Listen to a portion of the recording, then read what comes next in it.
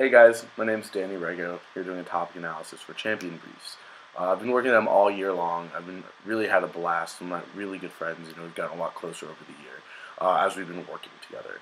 So, the current topic for April is the continuation of current U.S. anti-drug policies in Latin America will do more harm than good.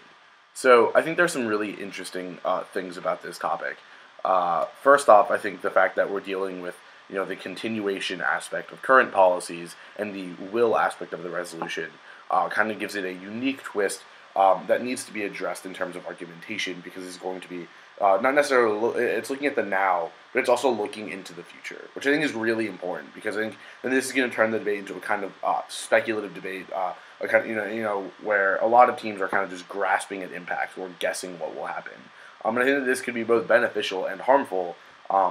In the sense that it can make things easier to weigh, but it can also make it the round a lot messier if teams don't go ahead and do that correctly. But the first thing I want to talk about is going to be the ground skew on the topic. So I think that there's an inherent aft bias on this topic, because empirically the results of current drug policies in Latin America has been questionable, right? The efficacy and the success of these programs has been under a lot of criticism in the past couple of years, as drug-related deaths have been on the rise, and cartel violence has also been on the rise. So I think that this is going to be really important for, say, argumentation, especially at the Tournament Champions, because it's going to require a lot more in-depth analysis by the negative side in order to overcome this bias. Like, granted, this bias is nowhere near as bad as the college topic was last January, but I still think that there's an inherent pro bias on this topic that NEG needs to figure out how to overcome. We're going to talk a little bit about that later. The second thing I want to talk about underneath topicality is going to be the types of drug policies that you can talk about. So we had a discussion among the staff, a mini debate, back and forth about what type of policies we can talk about, and the arguments that we want to run, and the arguments that we want to go ahead and have you guys use at the tournament, because we really care about how you guys are going, how you guys will succeed at the tournament, right? Because that's why we're here. So the first thing I want to talk about underneath this is that it really needs to be specific Latin American policies, right? The big debate that we were talking about was can you talk about the federal marijuana ban, or the federal ban on a lot of drugs, and how that affects cartel violence and how that affects the cartels in Latin America. But we ultimately came to the conclusion as a team that the way that this topic is worded is that doesn't really allow for that, because it's talking about specific U.S. policies in specific Latin American countries, or in in the region of Latin America. So kind of just putting that to bed, I think that you shouldn't be using policies that are targeted at the U.S. that have indirect benefits or indirect harm stemming into Latin America. Just because I think it's going to be a waste of time, and I don't think it's going to be the best. The best things that you can, the best policy that you can talk about. So the second thing under this is going to be active versus passive policies, and I think that this is really important. What I mean by this is active policies are policies that we actually go out and are actively doing things to stop drug cartel violence, or stopping the flow of drugs into the United States.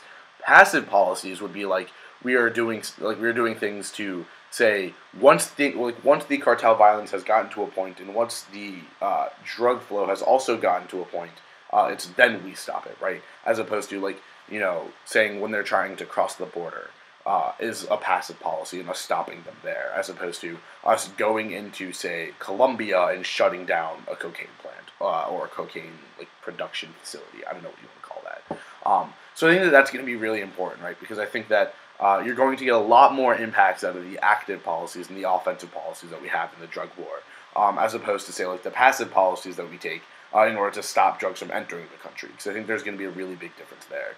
But I think that here's where NEG can go ahead and gain some ground, and NEG can definitely benefit from the passive policies, because there might not be that much harm from the passive policies, in that, sure, it's allowing them to do things, but remember that we have other policies that are attempting to stop those things. So before the passive policy gets enacted, before the passive policy is used or is enacted upon, there are already active policies taking measures against things, against cartels, so that it never reaches the point where we have to access the passive policy and the use of the passive policy.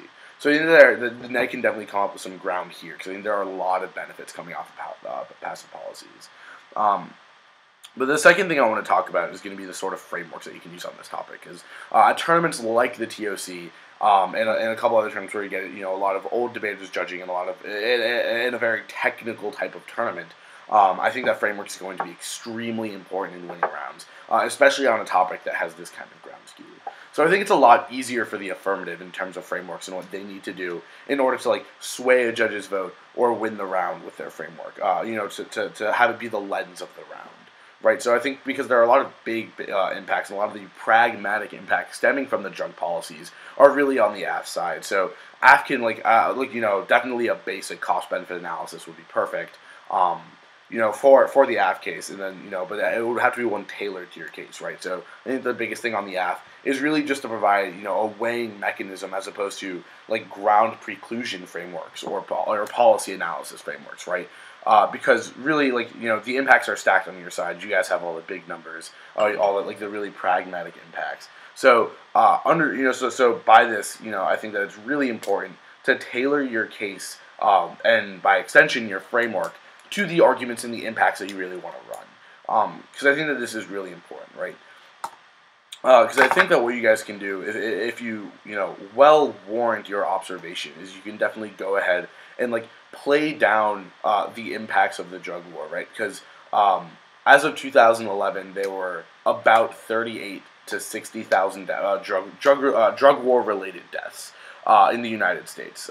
So I think that this is really important because this allows you to access. Sorry, not necessarily access. This allows you to downplay the affirmatives impact or the negatives impacts in the arguments that they're making on about lives and how it outweighs cost and everything. Because in reality, how effective are these policies when if the amount of deaths are so small, right? I think that this is a relatively low impact case. Granted, 60,000 people is a lot of people, but in the grand scheme of things, how does that play in? And I think that the affirmative should definitely take advantage of that. Because that definitely helps your side in relation to costs, and the harms of these policies from now and into the future.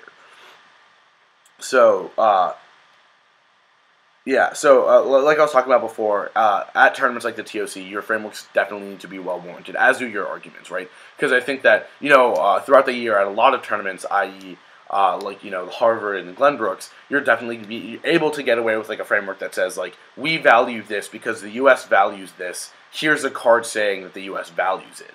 But at tournaments like the Tournament of Champions, you definitely need to be warranting that analysis. Why does the United States value it? And why does that mean that I should value it, right? So I think that this is really important, because if things aren't warranted at all, or if things are warranted slightly, it's definitely going to harm you as opposed to help you, right? So I think that if you go ahead and warrant things, and make sure that there's a very solid warrant chain, it's going to definitely benefit you, especially at the TOC. I think that that's really important. So on the negative, I think the frameworks that you can run, I think the biggest one's going to have to be some sort of ground preclusion. Because like I was saying before, is the pragmatic impacts are on the side of the affirmative. And the big numbers are on the side of the affirmative. So this is really important. So I think that when you're looking at the negative side, right, I think the way you need to paint the round is that drugs are the biggest thing affecting our population right now, and they're one of the biggest threats to the United States populace directly, as opposed to terrorism or the economy, right? And I think the way you spin this is the fact that you talk about how deaths have been on the rise, and how drug cartel violence has also been on the rise. So yeah, granted, how I talked about before, how it's it's about max 60,000 lives as of this year. I think that you can still paint it in a way that talks about how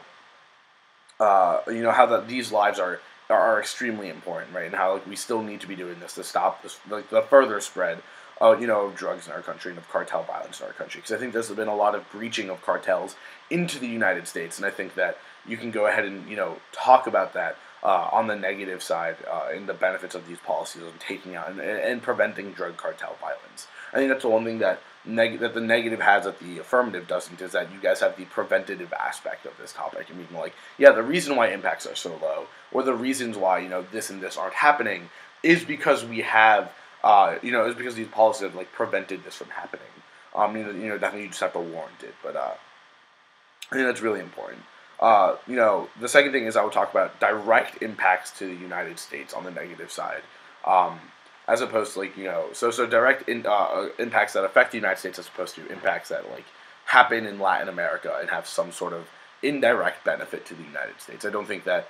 I think that this is probably going to be the best ground preclusion that you have, because I think what a lot of AF teams will do, they'll make some sorts of arguments about the Latin American populace and the effects that our policies have had on them and how that affects the United States. So I think that if you can go ahead and preclude that by talking about direct impacts to the United States and warranting why we should only care about direct impacts to the United States is going to be really important and really beneficial for you in the round to overcome that AF bias, because that's where a lot of it lies. Because I think that when you're talking about aspects of this policy into the future, this topic kind of becomes vulnerable to both sides, in that it allows you to speculate as to what can happen, but it allows you to speculate as to what can happen, but it also helps you in understanding how current policies function into the future.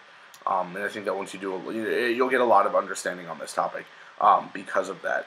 But definitely direct impacts is going to be really important when we're talking about when you're trying to overcome that AF bias. I think it's something going to be it'll definitely help you out on the negative side. Even if it's not your main weighing analysis, it should be an aspect of it, and it should be in there. So the third thing I want to talk about is going to be the arguments I think you guys should run on either side.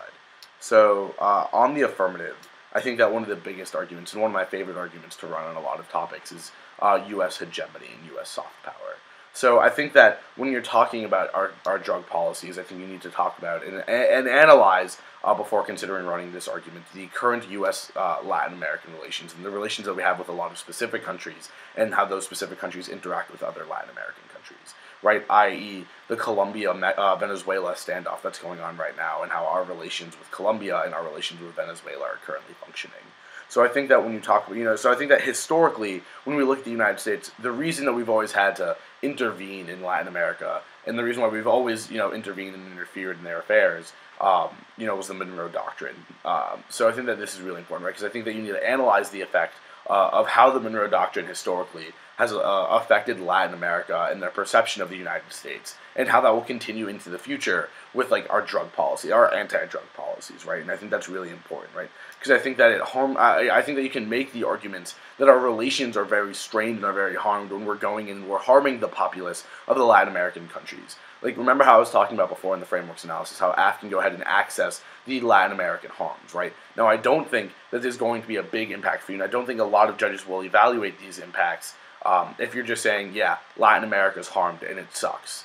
But the problem is if you go ahead and link the Latin American harms and the rights violations that occur to the Latin American populace, or the pragmatic harms that occur to the Latin American populace, then I think you can access the hegemony impacts to the United States and the decreased international standing with Latin American countries because of the effect that our policies have with them, right? I think that if our policies are leading to adverse effects on their populace, these countries aren't going to be very happy, and I think that if we continue these policies, it would definitely lead to a decrease in soft power. So I think that's really important. That's always going to be, that's always one of my favorite arguments, is hegemony. But definitely, the second thing is going to be a basic lives and cost argument. And by lives I mean talking about personnel who are harmed, soldiers, and people involved in the drug, who are actively involved in the drug war. Because I think that this can be a very compelling argument. But also it has a lot of pretty big numbers for you guys to access. So I think that's pretty. I think that you'll definitely get a lot of benefit here if you're talking about direct impacts of the U.S. countering say the cartels in Mexico and cartels in Colombia. So I think that that'll be really very important. Thirdly, one of the big arguments I think you guys can access is terrorism, because there have been links to the Afghan opium trade from the Taliban and organizations like Hezbollah and Hamas, and relations with cartels in Mexico and how they funnel opium through Mexico into the United States. So I think that, and that's one of the big ways they get their funding. The majority of the funding for organizations like Al-Qaeda, Hezbollah, and Hamas come from the drug trade.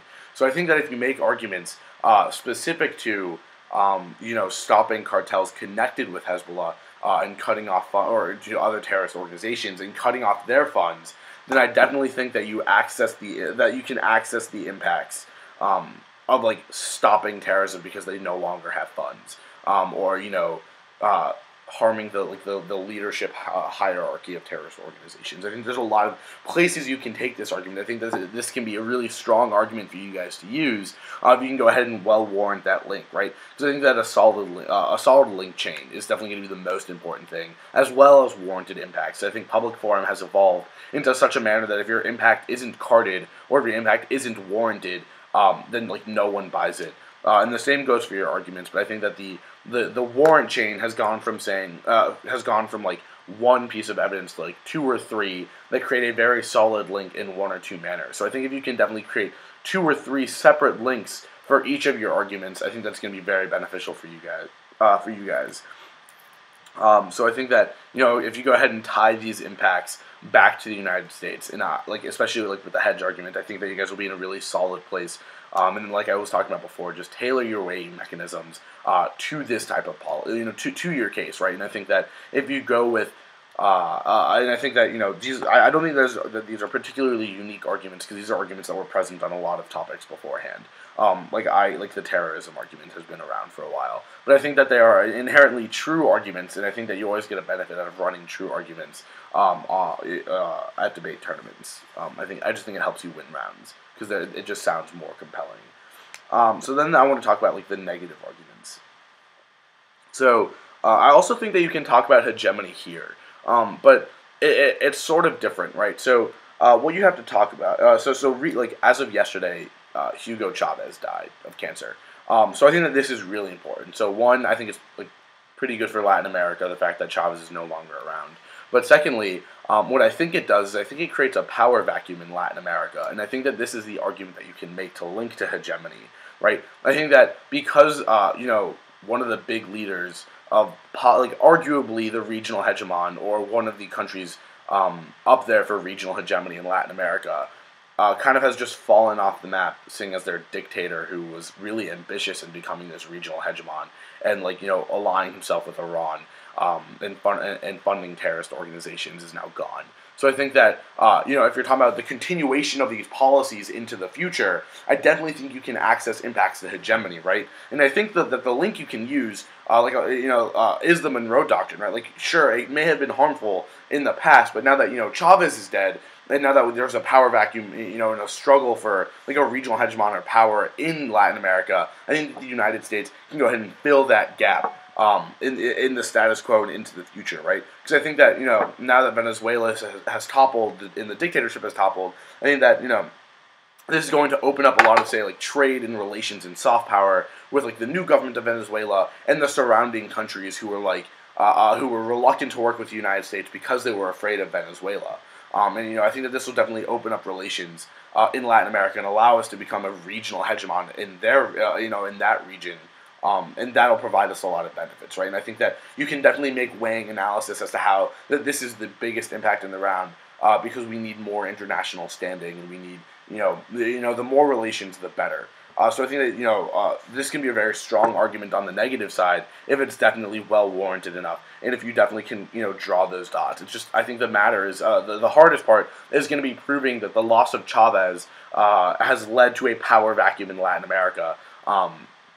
But give it a couple weeks, and I think you'll start seeing that research coming out by some of the by a lot of the IR theorists and authors. Because I think that it is true. I think that Venezuela was kind of dominating the Latin American region in opposition to Brazil, who's currently rising as part of like the BRIC nations. So I think that you can talk about how this has led to some sort of power vacuum, or this has led to some sort of opportunity that the United States can take to rise to power and increase their soft power and standing in Latin America. And I think that you can get a lot of simple hedge benefits off of that, which you can use that way. A lot of like the negative impacts, right? Because I think that the hedge argument on the affirmative assumes that we're absolutely hated in Latin America, or that we are absolutely not wanted. Which I don't necessarily think is the case. I think that in certain places our presence isn't wanted, but in certain places it definitely is. So I think that you can definitely access these impacts here. And then the second thing I want to talk about for the negative side, and what I think is really important, is just going to be like specific drug policies, right? Because I think if you can target specific policies that we've enacted that target, you know, cartels or that target, you know, drug policy that target drugs, is going to be really important, as opposed to just an overarching all drug policies do this. Like this specific drug policy, you know, has done this and this, right? And I think if you have a subpoint with like 2 or 3 policies that have really big impacts, I think that'll be beneficial if you talk about the continuation of these policies, right? Because I think you might be able to spin the resolution in a way, frameworkly, if that's a word, but I don't think it is, in a way that you can talk about, like, we don't have to advocate for the continuation of all policies, just the ones that are beneficial. And that's kind of abusive, but I think you can definitely warrant it with the wording of the resolution, and you know, the impacts thereof. Then the last thing I want to talk about is going to be like cartel power and corruption in governments, because I think that you can definitely go ahead and take, I think you can go ahead and impact this, you know, in the Latin American sense, and have impacts of like hegemony, or impacts of like, you know, decreasing cartel power, which leads to like lives saved or decreased drug trafficking. But definitely, like, I think that these are the biggest arguments in targeting specific policies, hegemony, and talking about the corruption within the Latin American government that's established because of cartel violence, because of the cartel. And I think that you guys will be set for this topic if you know, remember that the most important thing is something to have a solid link story for all of your arguments, as opposed to having really big impacts. It's a lot better to have, say, 2 or 3 warrants, or a really extremely solid link story, and like 1 or 2 impacts, as opposed to like 1 kind of strong link in like 5 impacts. Because I don't think judges are going to buy that, especially at tournaments like the TOC. But that's just my 2 cents. So thanks for listening, guys. Hope you guys do well. Good luck. And you know, if you want more analysis, because there's definitely more to come, go ahead and buy the April brief. Thanks, guys.